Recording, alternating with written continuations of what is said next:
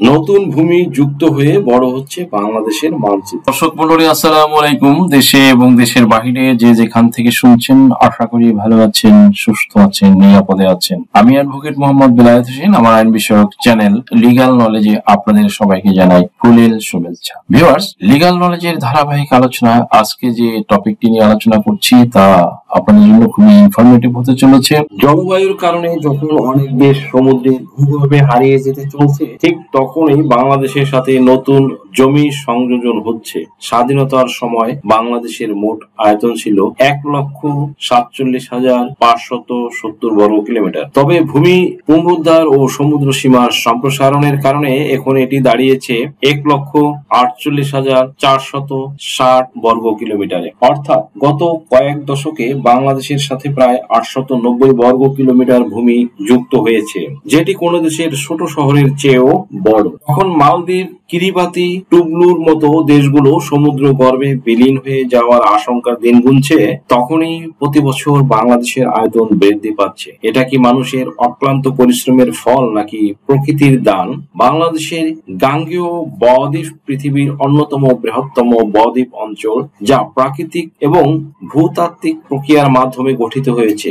এই বদ্বীপের উর্বর ভূমি, জলবায়ু এবং নদী প্রবাহের পরিবর্তনের মাধ্যমে আজকের বাংলাদেশ গঠিত হয়েছে। বাংলাদেশের এই ভূমিতে প্রতি বছর প্রচুর পরিমাণে পলি জমা হয়ে নতুন ভূমি তৈরি হয়, তবে কিছু কিছু জায়গায় ভূমি বিলীনও হয়। ভাঙ্গা গড়ার এই খেলায় প্রতি বছর গড়ে 20 বর্গ কিলোমিটার ভূমি বাংলাদেশের মানচিত্রে যোগ হচ্ছে। এছাড়াও সম্প্রতি জেগে ওঠা নতুন প্রায় 50টির মতো দ্বীপ নতুন একটি বাংলাদেশের হাতছানি দিচ্ছে, যেখানে 2025 সালের মধ্যে মালদ্বীপের 80% পানির নিচে ডুবে যাওয়ার সম্ভাবনা তৈরি হয়েছে। সেখানে বাংলাদেশের প্রতি বছর 20 থেকে 30 বর্গ কিলোমিটার নতুন ভূমি হচ্ছে। এভাবে 50 বছর ভূমি বৃদ্ধি পেলে 2050 সালে বাংলাদেশের আয়তন 1,50,000 বর্গ কিলোমিটারে পৌঁছাবে। গাঙ্গেয় বদ্বীপ মূলত গঙ্গা, ব্রহ্মপুত্র এবং মেঘনা নদী এবং তাদের শাখা নদী দ্বারা গঠিত হয়েছে।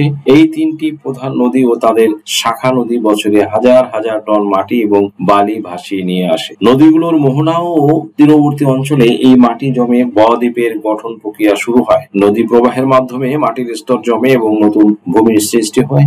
গাঙ্গেয় বদ্বীপ গঠনের সময় ভূমির উচ্চতা সমুদ্রতলের তুলনায় কম ছিল। ভূমিকম্প এবং অন্যান্য ভূতাত্ত্বিক প্রক্রিয়ার মাধ্যমে ভূমির উচ্চতা পরিবর্তিত হয়েছে, যার ফলে বদ্বীপ অঞ্চলের অববাহিকায় জলাবদ্ধতা সৃষ্টি হয়। এই জলবদ্ধতা থেকে সৃষ্ট প্লাবন ভূমি এবং জলাভূমি বদ্বীপ অঞ্চলের বিশেষ বৈশিষ্ট্য হয়ে ওঠে। গাঙ্গেয় বদ্বীপে তীব্র বর্ষা মৌসুমের সময় প্রবাহিত নদীগুলির জল স্তর বৃদ্ধি পায়, যার ফলে নদীর সীমানা ছাড়িয়ে বিস্তৃত হয়ে যায়। এই প্রক্রিয়া বদ্বীপের বিস্তারকে আরো বাড়িয়ে তুলেছে। প্রতিটি নদীর মোহনা এবং তীরবর্তী এলাকায় জমা হওয়া উপাদানগুলি বদ্বীপের ভূমি গঠনে অবদান রাখে। সুপ্রিয় দর্শক মন্ডলী, আজকের ভিডিওটিতে আশা করি সামান্যতম হলেও উপকৃত হয়েছেন।